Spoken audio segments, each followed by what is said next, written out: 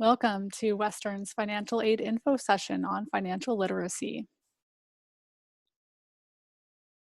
In this presentation, we are going to cover creating a college budget, borrowing money, an intro to taxes, and some additional resources.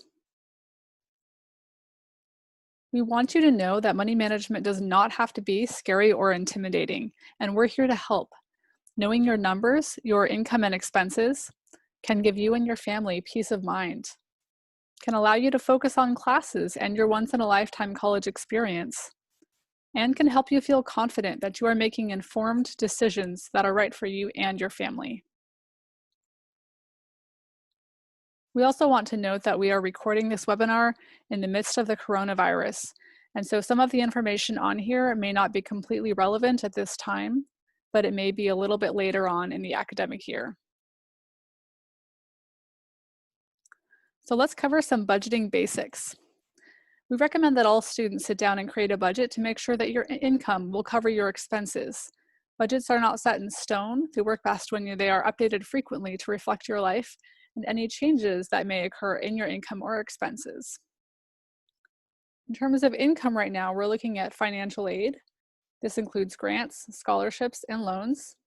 We're also looking at employment, which includes any work study that you may have. We're also looking at savings and family contributions. Our expenses incorporate all of the categories that are a part of Western's cost of attendance, which we will look at on the next slide.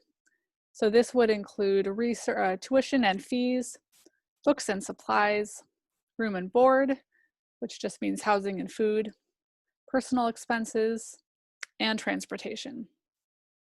And you may notice that we've included some potential timeframes in bold for many of these categories. And this is important when you're creating a budget because not all income or expenses will operate in the same time frame. So maybe your financial aid comes in quarterly, but you need to buy food weekly, or you receive a paycheck every other week, but your tuition and fees are billed quarterly. So you'll want to be aware of how your needs will be different at different times and make sure that you have enough resources to cover those weekly, monthly, and quarterly expenses.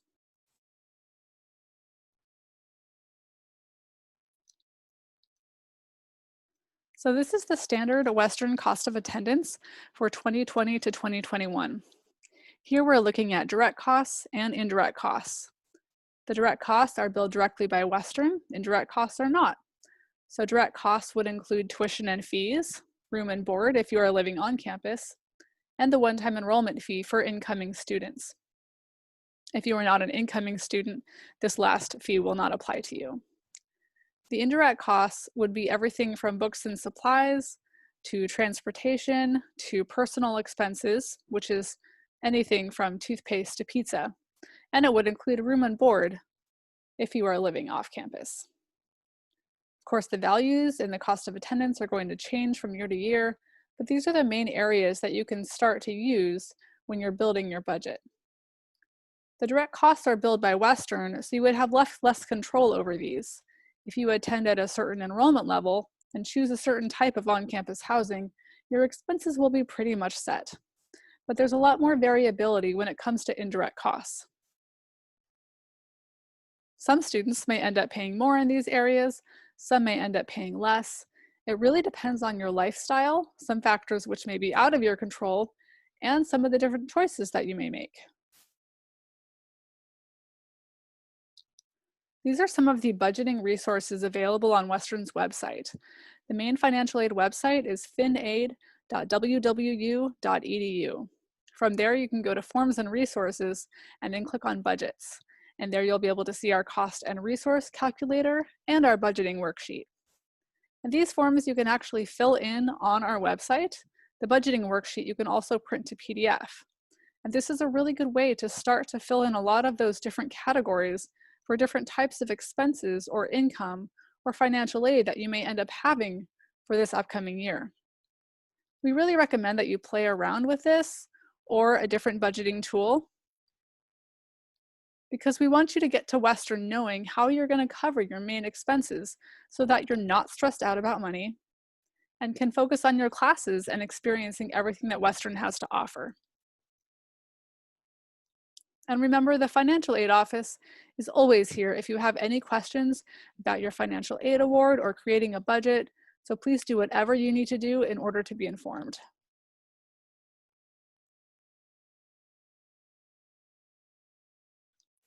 Here are a few ways to look at reducing your expenses while you're at Western. The first is to share housing and cook at home. And this can apply whether you're in the dorms or living off campus. If you're in a dorm, this might look like choosing to live in a double. If you live off campus, this might look like sharing a house or an apartment with a roommate. It might look like cooking your meals or a meal or two in your dorm's kitchen, or cooking more at home instead of eating out. Rent or buy used textbooks instead of buying new textbooks. The library also has textbooks reserved for each class. Take public transportation. All students get a bus pass that is included in their student fees, and that is a great resource, especially if you live fairly close to campus. It often costs more to own a car, especially when you take into account parking fees. Only take classes required for your degree. You are paying money for each class that you take. Yes, our tuition is banded, but every quarter that you attend Western, you are paying for all of the different things that Western has to offer. So we do recommend working with academic advising to make sure that you're planning your classes efficiently so that you don't end up paying for extra classes or extra quarters that didn't really get you closer to your degree. And finally, if you live like a college student now, you won't have to later. It's challenging to live like a college student and be on a budget that's more constricted while you're in college, but it can be a lot less fun once you're out of college. And here are some good resources for increasing your income, which is the other side of the budget spectrum. Western has a scholarship center and a student employment center, which are both part of the financial aid department, and we've included their contact info at the end of the presentation. The main season to apply for Western scholarships is February through April, and many Western scholarships require letters of recommendation. Often these need to be from faculty members, so we do recommend creating relationships with professors even as early as your first quarter at Western. And you can do this by attending office hours or staying after class and asking questions. Scholarships are generally applied evenly, which means that they're split over fall, winter, and spring. And one thing to keep in mind is that if you spend 10 hours applying for scholarships and you receive even one $500 scholarship, you will have essentially made $50 an hour. So scholarships can really pay off even if you're applying for those lower amount scholarships. Western Student Employment Center is a great resource for finding part-time jobs, either off campus or on campus. And you can find both work study and non-work study jobs on this website. About 2/3 of the on-campus jobs at Western are actually not work study jobs, which means that any student can apply for them. They don't need to have work study in their financial aid offer, but they can. The best time to start looking for on-campus jobs is around August. A lot of departments are going to start posting their jobs around then, and by the time that school starts at the end of September, a lot of those jobs will be filled. And working doesn't only put extra money in your pocket, it also helps you gain experience, build your resume, which can be invaluable when you are looking for a job after you're done with college. And finally, I'll leave you with a little bit of math. The minimum wage in Washington State is $13.50, and if you work 10 hours a week for 33 weeks, which is the standard academic year, you'll make almost $4,500. So this can really go a long way to helping you pay for those college expenses.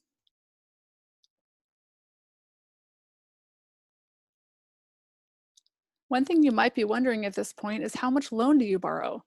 Borrowing money for college is a personal choice. Some students choose not to borrow, and many students need to borrow money in order to get through college, so this is really up to you. Of course, it's always a good idea to borrow as little as possible. It's going to be the best choice because you're really borrowing money from yourself. It may look like you're borrowing from a bank or from the government, but you're not. You're borrowing money from your future self, and you're paying interest for the privilege of borrowing that money. So if you want to know how much money you might be able to afford to borrow, you can check and see what different loan payments might look like on the studentaid.gov website. This has a handy calculator so you can enter in different loan amounts. like $5,000 or $15,000 or however much you think you might need to borrow, and you'll be able to see what your loan payments might look like for you once you get out of college. For more information about loans, please check out our student loan info session. And we wanted to throw in a quick word about credit cards. A lot of credit card companies target college students because they think they're going to be able to make money off of you. And we do not want you to become a statistic. Credit cards are not a good long-term borrowing strategy. The responsible way to use credit cards is to only put as much on them as you will be able to pay off fully every month. And this is not always possible for college students. This is not to say that no college student should ever use a credit card. We're not saying that, but we want you to be fully informed. So here's a very simple chart that shows some different interest rates between student loans and credit cards. So you might have more of an idea of why you might want to look at student loans first if you need to borrow money long term. Federal direct student loans are the loans that you may have seen in your financial aid offer if you filed a FAFSA. The interest rates for 2020 to 2021 are going to be around 2.75%, and this is the lowest they've been for several years. The Parent Plus loan, which you will not see on your financial aid offer, but if you're a dependent student, which means that if you had to put your parents' information on the FAFSA, then your parent may be eligible to apply for a Parent Plus loan through studentaid.gov. So the Parent Plus loan is going to have a higher interest rate, and private student loans are going to have an even higher interest rate in general. So the private student loans are borrowed directly through a bank or other financial institution. And then credit cards have an 18% average interest rate, but many credit cards have an interest rate that's even closer to 20 or 25%.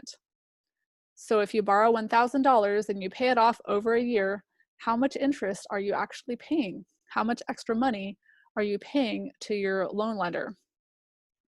If you borrow a federal direct student loan at 2.75%, you'll pay about $15 over the year. So the total amount that you would pay would be $1,015. For a Parent Plus loan, it's $29. For a private student loan, it's $38. And for a credit card, it would be around $100. So you would end up paying $1,100, which is why you don't want to maintain a long-term balance on a credit card. Once you have that balance, it can sometimes be hard to dig yourself out of the credit hole and pay that balance off. Here are some helpful financial tips for college students. The first is having a mini emergency fund. So this is not the 3 to 6 months worth of income in your account that is touted by personal finance experts, although that is a fantastic idea once you're out of college. This is just a small cushion, $500 to $1,000 in a savings account, or maybe this is something that your parents keep in their bank account. But this is to help you avoid using a credit card or even taking out emergency loans if unexpected expenses come up, and they do come up for a lot of students. So we really want you to keep this in the back of your mind. And these expenses could be medical or dental or car related, lost income, rental expenses, other types of emergencies, or reduced financial aid if you attend less than full time, which can sometimes result in a reduction of your financial aid. So things happen, and it can really help to have a little emergency fund built up in case you need it. We also recommend tracking your spending. Know where your money is going. This can help you evaluate your spending habits. It can also help you base your budget on reality. There are some great free apps for tracking your spending: EveryDollar, Good Budget, and Mint. And we'll mention these again a little bit later. And the third financial habit is knowing your bank account balances. Many students use a debit card which pulls money directly from a checking account. Because of that, it's a good idea to keep $300 to $500 at least of a cushion in your bank account. This could help you possibly avoid some overdraft fees. If your bank account falls below a zero balance and then you make a payment on something, your bank will often charge you an overdraft fee, which can average around $34. So if your bank account, say, falls below zero and you're unaware of it, but it's the weekend, so you go see a movie, grab some pizza, and pick up some things from the store on the way home, This outing could cost you over $100 in overdraft fees. So this is just something to be aware of. Most banks offer overdraft protection to help prevent this, which would usually link your checking account to a different bank account.